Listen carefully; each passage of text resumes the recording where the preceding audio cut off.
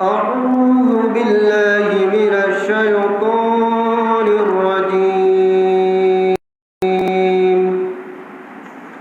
بسم الله الرحمن الرحيم. واتلو عليهم نبأ الذي آتيناه آياتنا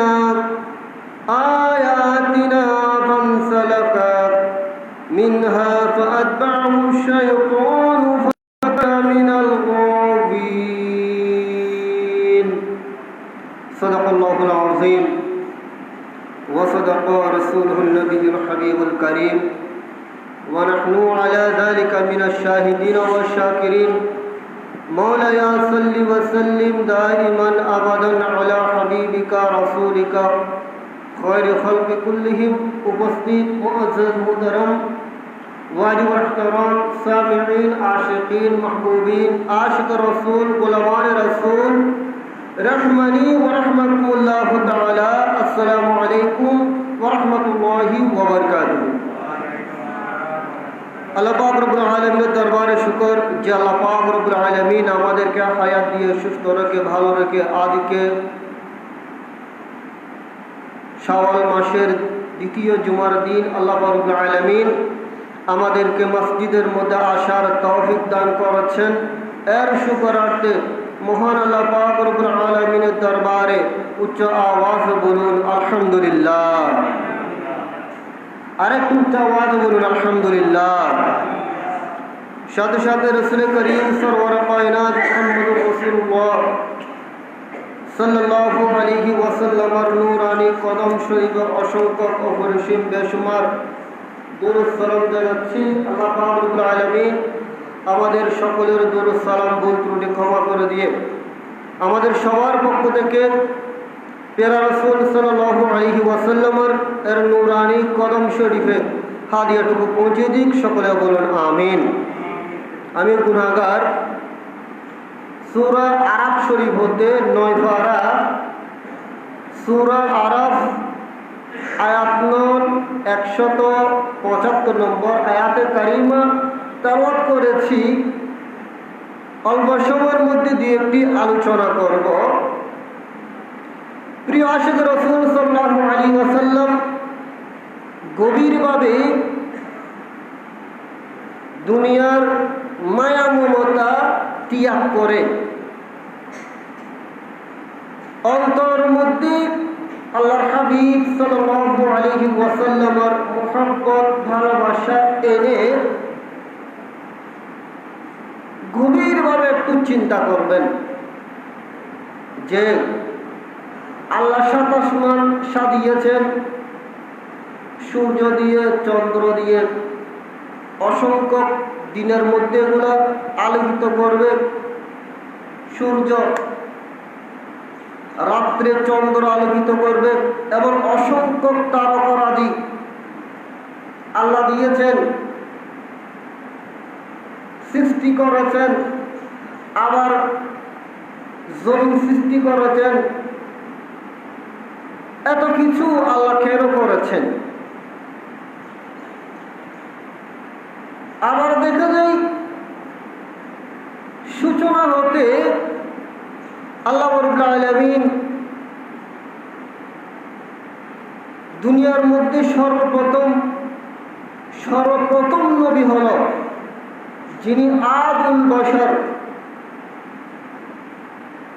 হযরত আদম আলাইহিস সালাম বরকত বলুন সুবহানাল্লাহ। এর নাম কি? হযরত আদম আলাইহিস সালাম। তিনি প্রথম নবী। এই আদম আলাইহিস সালাম এরপরে আস্তে আস্তে মানব জাতি পৃথিবীর মধ্যে আল্লাহ রাব্বুল আলামিন মখলুক আশরাফুল মখলুকাত মানব জাতি আল্লাহ পাঠিয়েছেন। এবার এই আদম আলাইহিস সালাম দিয়ে সেখানে আল্লাহ শিক্ষা দিয়েছেন। কি শিক্ষা দিয়েছেন?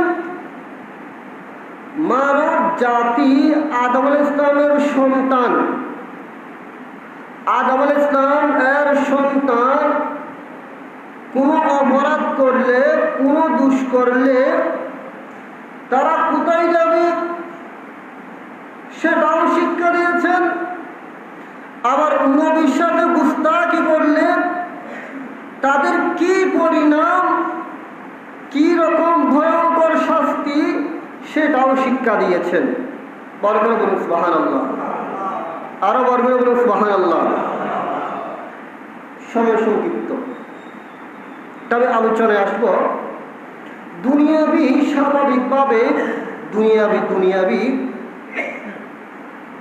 কোনো একটা স্কুলের মধ্যে বলেন, একটা মাদ্রাসার মধ্যে বলেন,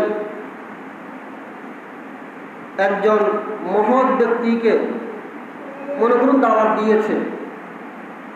এখন তিনি তাকে কিভাবে বরণ করবে, মেহমানদারি কিভাবে করবে, তার সাথে আলাপ আলোচনা কিভাবে করবে, তার সেবা যত্ন কিভাবে করবে, এই বিষয়গুলি অগ্রিম শিক্ষা দেওয়া হয় না? হ্যাঁ, অগ্রিম কি দেওয়া হয়? প্রশিক্ষণ দেওয়ানো হয়, শিক্ষা দেওয়া হয়, যাতে ওই মেহমান আসলে তার সাথে কোনো খারাপ আচরণ না হয়। এরকম না? এটা দুনিয়াবি। আমি কেন বলছি, আল্লাহ পাক রব্বুল আলামিন যিনি সব কিছু সৃষ্টি করেছেন, আল্লাহ খালেক, আমরা আর সবাই যা আছি আমরা হলাম মখলুক। বর্গরে বলুন সুবহানাল্লাহ।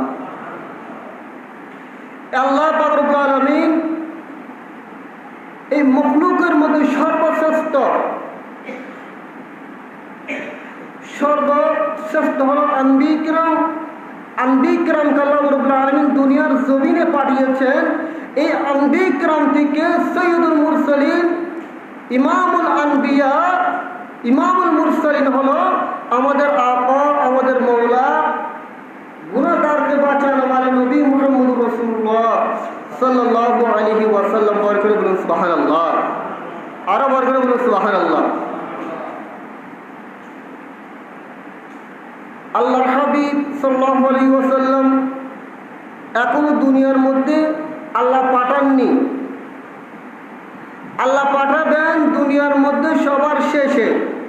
একটু খেয়াল করতে হবে, সবার শেষে দুনিয়াতে পাঠাবেন, কিন্তু আল্লাহ রাব্বুল আলামিন মুস্তাফার তাজিম কিভাবে করবে, রাসূল পাক সাল্লাল্লাহু আলাইহি ওয়াসাল্লামের ইজ্জত সম্মান কদর কিভাবে করবে, আল্লাহ রাব্বুল আলামিন দুনিয়ার সূচনা হতে পৃথিবীবাসীকে, উম্মতদেরকে, মানুষদেরকে শিখিয়ে এসেছেন। বড় করে বলুন সুবহানাল্লাহ। রাসূলুল্লাহ সালামুন ইয়া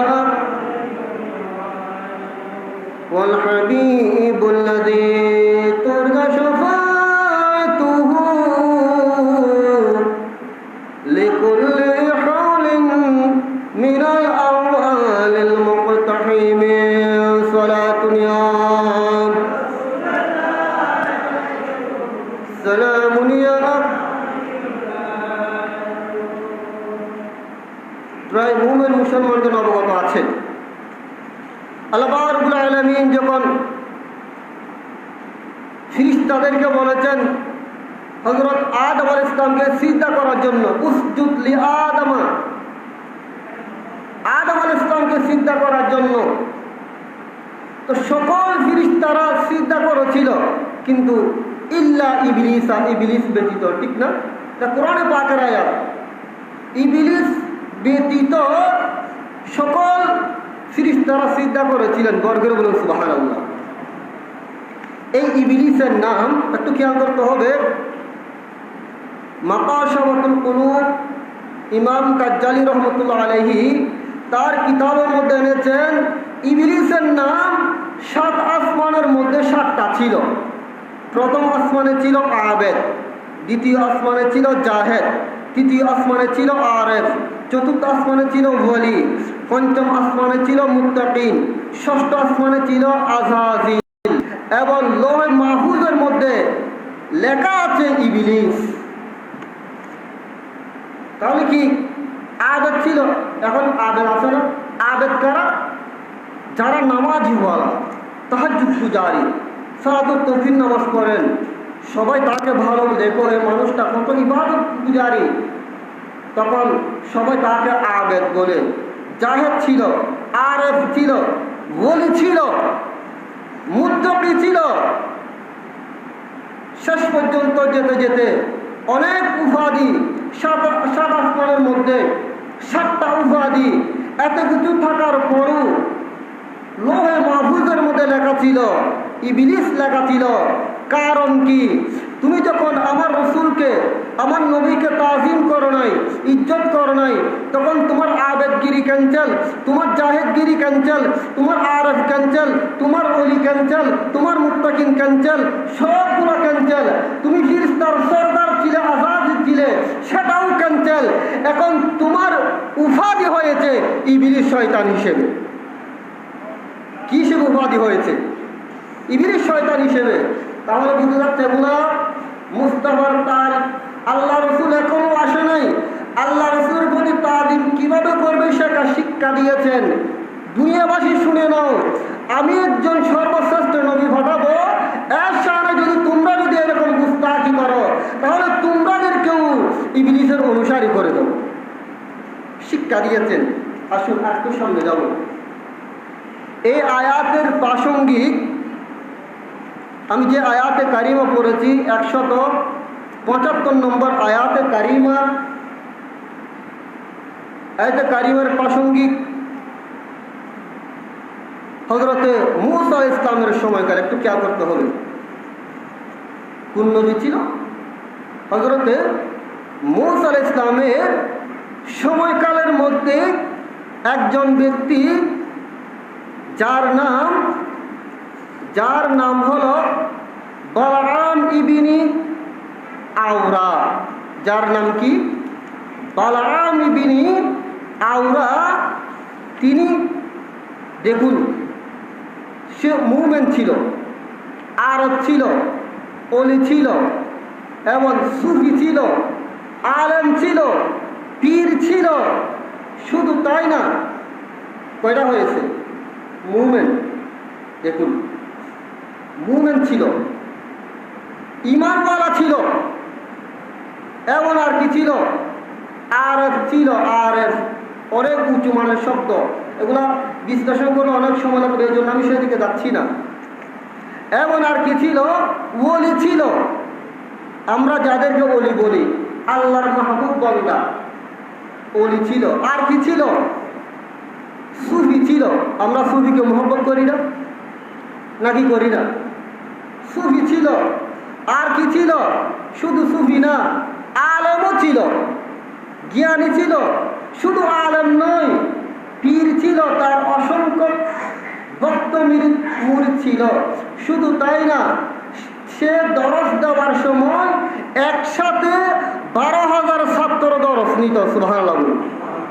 আরো বর্গে বলে সুবহানাল্লাহ।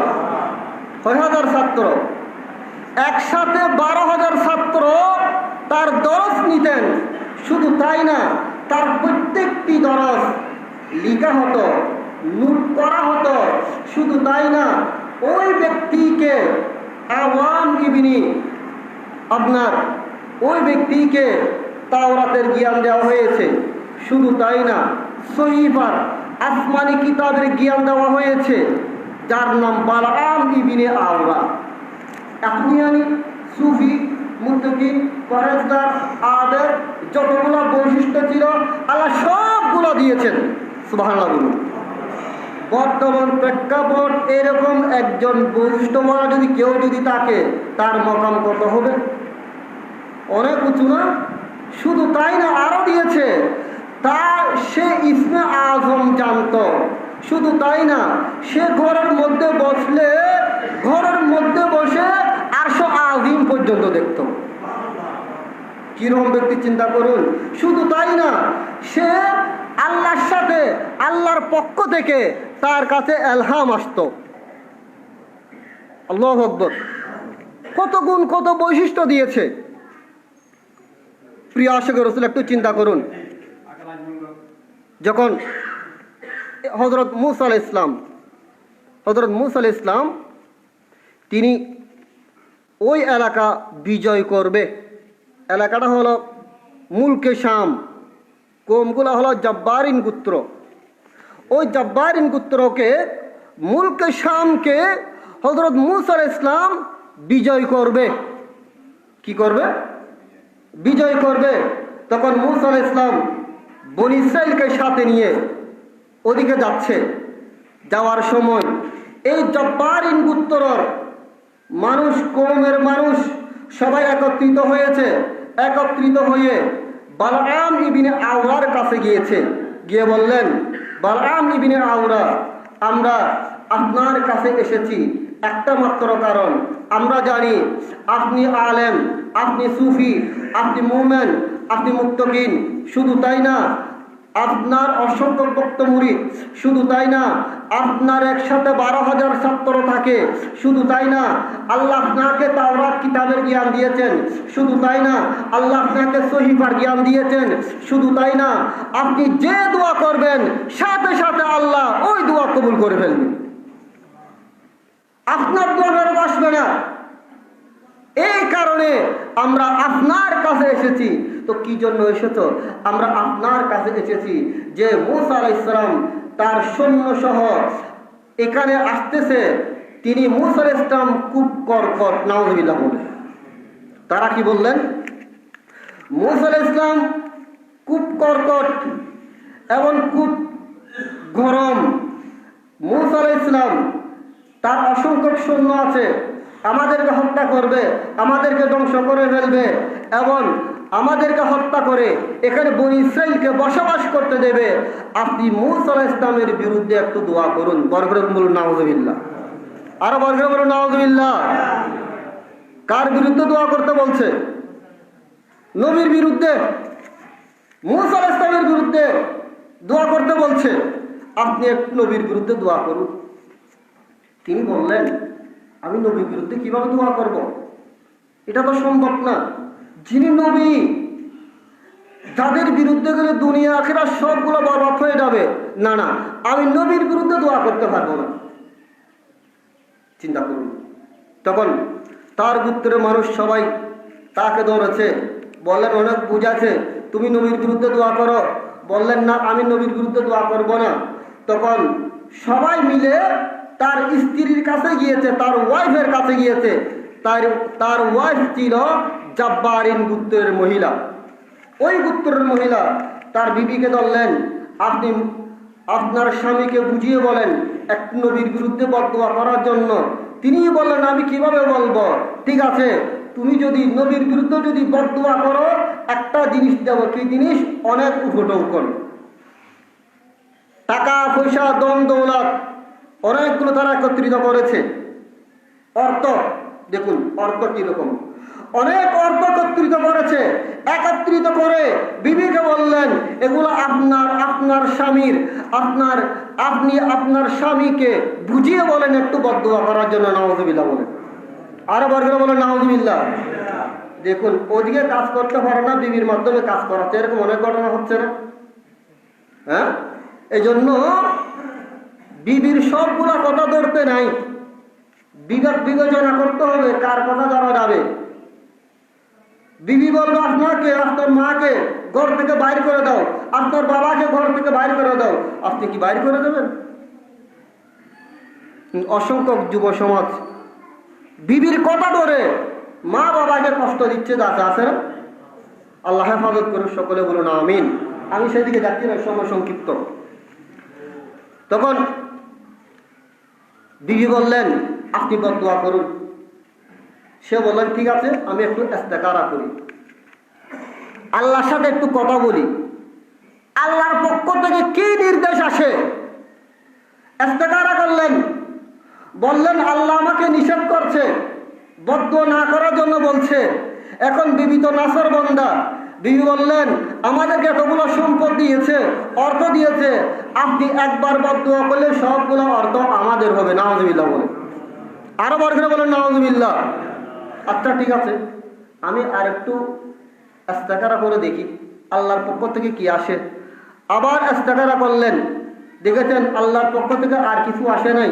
তখন বিবি বললেন, এবার কওমরা সবাই বললেন, এবার আল্লাহর পক্ষ থেকে আসে নাই, আপনি বদদুয়া করতে পারেন, নাউজুবিল্লাহ বলেন।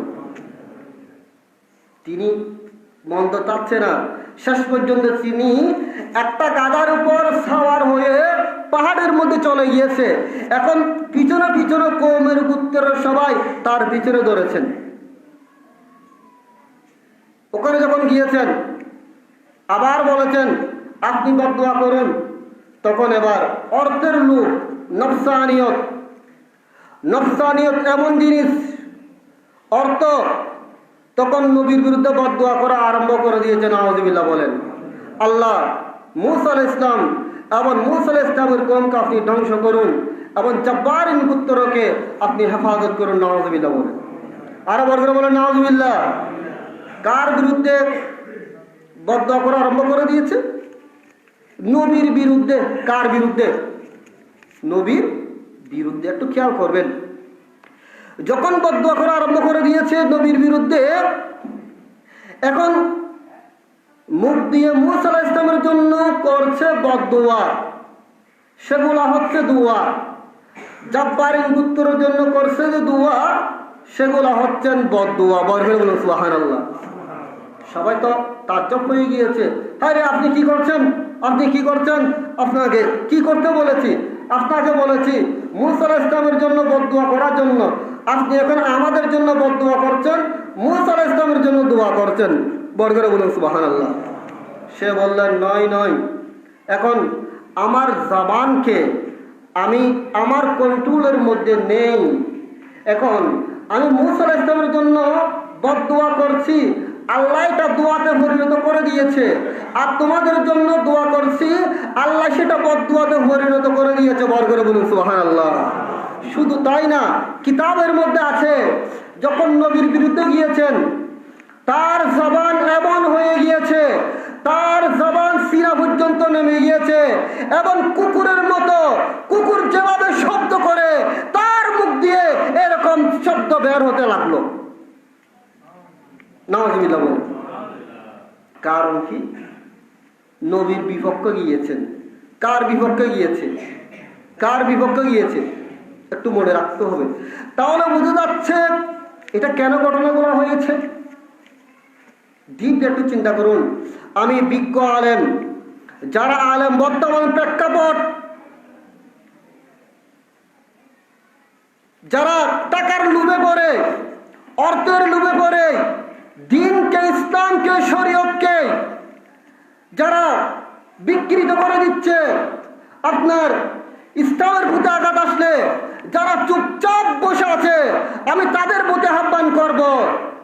সূরা আরাফের মধ্যে 175 নম্বর আয়াতে কারিমার ব্যাখ্যাটা দেখার জন্য। বড় করে বলুন সুবহানাল্লাহ। চুপ থাকা যাবে না। প্রিয় আশিক রাসূল, এখন আপনারা চিন্তা করুন, বর্তমান মুসলমান কোন দিকে যাচ্ছে? কেউ টাকা বিকৃত হয়ে যাচ্ছে। শিয়ার টাকার মধ্যে ইরানি তেলের টাকার মধ্যে কেউ বিকৃত হয়ে গিয়ে সাহাবায়ে কিরামের সম্মান আঘাত করছেন, রাসূল পাক সাল্লাল্লাহু আলাইহি ওয়াসাল্লামের সম্মান আঘাত করছেন। আবার কেউ বিকৃত হয়ে গিয়ে হিন্দু, বৌদ্ধ, নাস্তিক যত ধর্ম আছে সবগুলোকে একটা ধর্ম এনে তাওহীদ আদিয়ান ডিক্লেয়ার করে দিচ্ছে। আবার কেউ বিকৃত হয়ে গিয়ে আহলে হাদিস হয়ে যাচ্ছে, যারা শবে-বরাত নিয়ে, শবে কদর নিয়ে, তারাবির নামাজ নিয়ে, ইসলামের প্রত্যেকটি বিষয় নিয়ে বিভিন্ন বিভ্রান্তি চড়াতে। ঠিক কিনা বলুন? আপনারা একটু চিন্তা করেছেন আপনাদের অবস্থা কি হবে?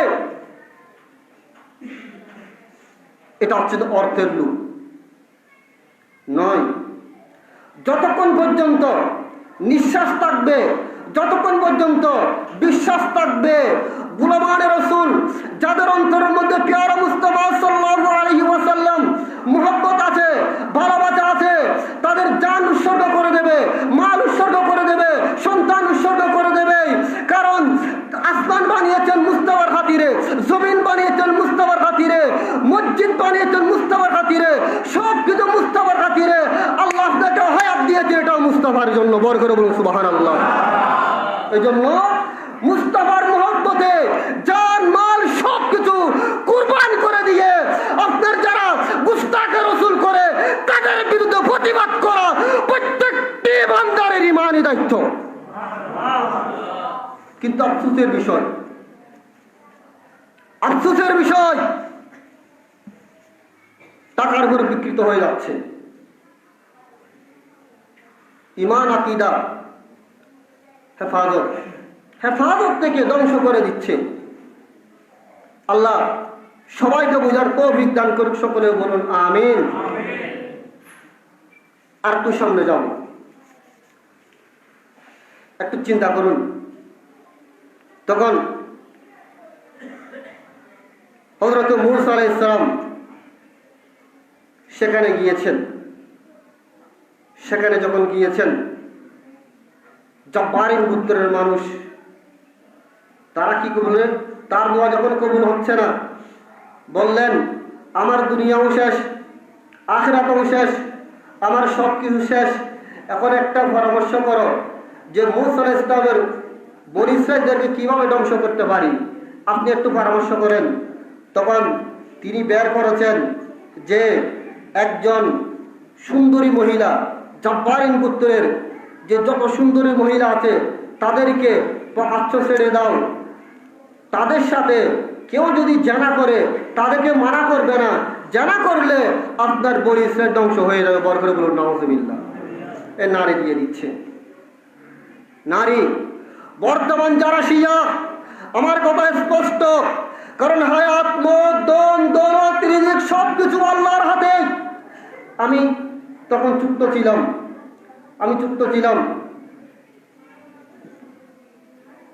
মিলাদুন নবী সাল্লাল্লাহু আলাইহি ওয়াসাল্লাম মাস এসেছে। আমি মিলাদুন নবী সাল্লাল্লাহু আলাইহি ওয়াসাল্লামের জন্য টাকা তুলতেছি, কারণ আমার মিলাদুন নবী সাল্লাল্লাহু আলাইহি ওয়াসাল্লাম। আমাদের এখানে আজিমপুরের মতো বড় একটা সন্ত্রাস ছিল। সে কি করত? ধর্মের উপর আঘাত করেছেন। নাম বললে আপনারা চিনবেন, নাম বলবো না আমি। এই কাজগুলো যারা করছে তাদেরকে নিয়ে নিয়ে অত্যাচার করছে। আমার আব্বা বলেছিলেন যে তোমার কি দরকার পড়েছিল, তুমি কেন দৌড়াদৌড়ি করতেছো, সবাই চুপচাপ। আমি বলেছিলাম বাবা, আপনার 3টা সন্তান, আমি মধ্য, আপনি মনে করবেন আমি নাই। আপনার 2টা সন্তান, আমাকে মিলাদুন নবী সাল্লাল্লাহু আলাইহি ওয়াসাল্লাম করতে হবে, এটা আমাকে করতে হবে। বাধা দিল, আমি শুনতে রাজি নাই, কারণ আমার রাসূলের শানে আঘাত করলে সেটা আমি বরদাস্ত করতে পারি না। সেটা আমার ঈমান, এটা বরদাস্ত করতে পারি না। আমাকে মিলাদুন নবী সাল্লাল্লাহু আলাইহি ওয়াসাল্লাম করতে হবে। আমার রাসূলের সম্মানে গুস্তাখি করলে প্রতিবাদ করতে হবে।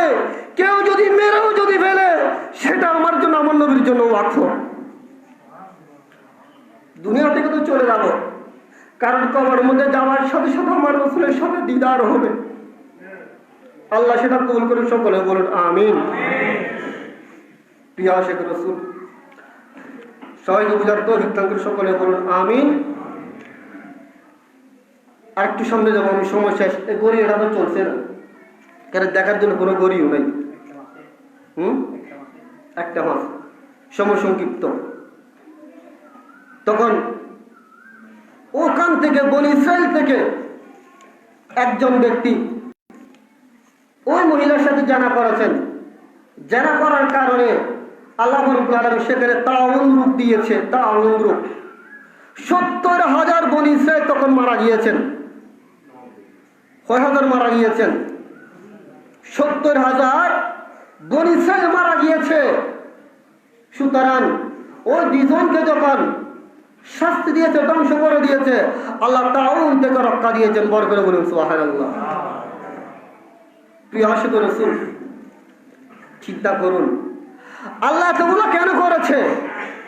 শয়তানের এতগুলো বৈশিষ্ট্য ছিল, শয়তানকে তাকুত ছড়ার মধ্যে দিয়েছে। বালাম ইবনে আওরা আপনার মুমিন ছিল, মুত্তাকিন ছিল, ওলি ছিল, সুফি ছিল, পীর ছিল, এতগুলো টাকা সত্ত্বেও তাকে এত শাস্তি কেন দিয়েছেন? একটা মাত্র কারণ, এই আমার বন্দারা তোমরা শিক্ষা নাও, আমি একজন সৈয়দুল মুরসালিন বানিয়েছি, আমি একজন রহমতুল লিল আলামিন বানিয়েছি, আমি একজন খাতামুন নবীন বানিয়েছি, যাকে আমি হাবিবুল্লাহ উপাধি দিয়েছি, যিনি হচ্ছেন ইমামুল মুরসালিন, যিনি রহমতুল লিল আলামিন, যাকে না বানালে আমি আল্লাহর আরশ বানাতাম না, কুরসি বানাতাম না, ফরশ বানাতাম না, চন্দ্র বানাতাম না, সূর্য বানাতাম না, উঁচু বানাতাম না, নিচু বানাতাম না, জমিন বানাতাম না, লাউলা কালাম্মা খালাকতুল আফলাক, আমি আল্লাহ আফলাক সৃষ্টি করতাম না, সবগুলা সৃষ্টি করেছি আমার মুস্তাফার খাতিরে, আমার মুস্তাফাকে আমি বানিয়েছি। হুয়াল আউয়ালু আউয়ালু মা খালাকাল্লাহু নূরি, আমার মুস্তাফাকে আমি পাঠাবো সর্বশেষে, সকল আম্বিয়া ইকরামের শেষে। এর আগে আমি কি করব? আমি আদম আলাইহিস সালামকে পাঠাবো, নূহ আলাইহিস সালামকে পাঠাবো, ইব্রাহিম আলাইহিস সালামকে পাঠাবো, হারুন আলাইহিস সালামকে পাঠাবো, এইভাবে 1,24,000 আম্বিয়া ইকরাম দুনিয়ার মধ্যে পাঠাবো। শুধু তাই না, এই আম্বিয়া ইকরামকে যারা মহব্বত করবে তাদের জন্য আমি পুরস্কার রেখেছি, তাদেরকে পুরস্কার দিয়েছি, যারা নবীর বিরুদ্ধে যাবে তাদেরকে শাস্তি দিয়েছি। এর কারণ কি? বিশ্ববাসীর মানুষ শুনো, আমি যখন সৈয়দুল মুরসালিন রহমতুল লিল আলামিনকে যখন দুনিয়ার মধ্যে পাঠাবো, তখন তোমরা যারা মুস্তাফার শানে বেয়াদবি করবে তাদের যেরকম পরিণাম হয়েছে তোমাদের সেরকম পরিণাম জাহান্নামের ঠিকানা হবে। আর যারা আমার রসুলকে মহব্বত করবে, আমার নবীকে ভালোবাসবে, আমার রসুলকে ইজ্জত করবে, আমার নবীকে কদর করবে, আমার নবীর জন্য জান মাল সবকিছু কোরবান করে দেবে, তাদের স্থান কোথায়? তাদের স্থান জান্নাতের মধ্যে। এই জন্য মুস্তাফার মহব্বত করতে করতে করতে করতে ভালোবাসতে বাসতে বাসতে বাসতে আল্লাহর হাদিসে পাকের মধ্যে ইরশাদ করেছেন যে কতগুলা আল্লাহর বান্দা আছে, তাদের চক্ষু আল্লাহর কুদরতের চক্ষু, তাদের হাত আল্লাহর কুদরতের হাত, তাদের পাও আল্লাহর কুদরতের পাও, তারা যা কিছু ধরেন সবগুলো আল্লাহর কুদরতের হাত দিয়ে ধরে তারা জমিনের মধ্যে বসে আরশ পর্যন্ত দেখবে। এটা মুস্তাফার মহব্বত শুরু, মুস্তাফার মহব্বত। সুতরাং সবকিছু চারতে রাজি, কিন্তু দাম হলে মুস্তাফা চারতে রাজি না, দাম হলে মুস্তাফা চারতে রাজি না, দুনিয়া ত্যাগ করতে রাজি। কারণ আপনি যখন কবরের মধ্যে যাবেন, মার রব্বুকা, তোমারা রব কোন হ্যায়? মেরা রব রব্বি আল্লাহ, রব্বি আল্লাহ, মেরা রব আল্লাহ পাক রব্বুল আলামিন। ওমা দীনুকা, তোমারা দিন কোন দিন হ্যায়? यहूदी नय, नसरा नय, तुम्हारा कौन दिन है? मेरा दिन दीन इस्लाम है। वमा नबीयुका, तुम्हारा नबी का, तुम्हारा कौन नबी है? मेरा नबी वो मुहम्मद रसूलुल्लाह सल्लल्लाहु अलैहि वसल्लम है। बार कर बोलুন সুবহানাল্লাহ। আপনি যখন কবরের মধ্যে যাবেন, আমরা কবরে যাব না? ঈমান আছে তো নাকি কবরে যাব না? আমরা আমার নবীর গোলাম, এটা ঈমান থাকতে হবে।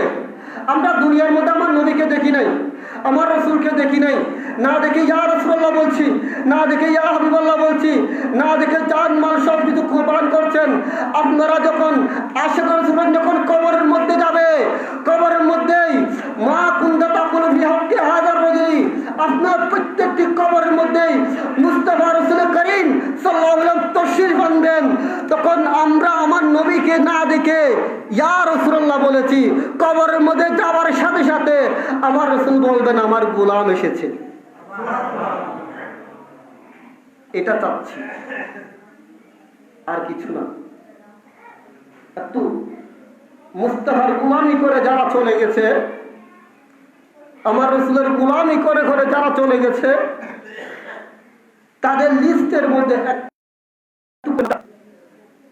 একটু করে যদি আল্লাহ রাসূল যদি কবুল করে, সেটাও নাজাতের উসিলা। আপনারা শুনেছেন মাহফিলের মধ্যে হযরত ইউসুফ আলাইহিস সালাম খুব সুন্দর ছিল, এমন সুন্দর ছিল মিশরের 40 জন মহিলা হাত কেটে ফেলেছেন সৌন্দর্য দেখে। এরকম সুন্দর ছিল যে সৌন্দর্য আমার রাসূলের সৌন্দর্য মুবারক থেকে এক জাররা পরিমাণ পেয়েছে। বড় করে বলুন সুবহানাল্লাহ। এক জাররা পরিমাণ। ইসুফ আলাইহিস সালামকে যখন বিক্রি করা হচ্ছে মিশরের মধ্যে, অনেক ধন সম্পদ, মাল দৌলত সবকিছু নিয়ে ইসুফ আলাইহিস সালামকে ক্রয় করার জন্য যাচ্ছে, তখন একজন মহিলা, সে শুধু সুস আর সুতা নিয়ে ইসুফ আলাইহিস সালামকে ক্রয় করতে যাচ্ছে। সবাই তাকে পাগল বললেন, বৃদ্ধ মহিলা তুমি কোথায় যাচ্ছ? ইসুফ আলাইহিস সালামকে ক্রয় করার জন্য লক্ষ লক্ষ দিরহাম নিয়ে, টাকা নিয়ে, যার সামর্থ্য যত কিছু আছে সবগুলো নিয়ে ক্রয় করতে যাচ্ছে, আপনি এগুলো নিয়ে কিভাবে ক্রয় করবেন? এটা কি সম্ভব? ওই মহিলা বললেন, দুনিয়াবাসী তোমরা শুনে রাখো, আমিও জানি আমি ইসুফ আলাইহিস সালামকে ক্রয় করতে পারবো না, কারণ অনেক সম্পদ নিয়ে ক্রয় করতে যাচ্ছে। আমি জানি যারা ক্রয় করতে যাচ্ছে তাদের একটা লিস্ট হবে, তখন আমি পুরীর নাম সেখানে উঠবে। বর করে বলুন সুবহানাল্লাহ। ঠিক সারা পৃথিবীর মধ্যে যারা আমার নবীর গোলামি করছে তাদের উদ্দেশ্য, যারা আমার রাসূলের গোলামি করে করে দুনিয়া থেকে চলে গিয়েছে, তাদের পিছনে একটু করে যদি আমার দয়াল নবী কবুল করে, সেটাও নাজাতের উসিলা হবে। বর করে বলুন আমিন। এই জন্য একটু করে চিন্তা করুন, যত সুফি হোক, মুমিন হোক, আবেদ হোক, মুত্তাকিন হোক, ফরেজগার হোক, যত কিছু হোক না কেন, যখন আমার রাসূলের শানে একটু করে যদি বেয়াদবি আসে, তখন তার আবেদগিরি শেষ, সুফিগিরি শেষ, মুত্তাকিনগিরি শেষ, ফরেজগিরি শেষ, তার স্থান হবে জাহান্নামের নিস্তর। সবগুলো শেষ। এই জন্য এতক্ষণ পর্যন্ত মহব্বত করবেন, এটা আমার কথাও, আমাকেও এতক্ষণ পর্যন্ত মহব্বত করতে হবে যতক্ষণ পর্যন্ত তার জবান দিয়ে আমার রাসূলের শান বের হবে।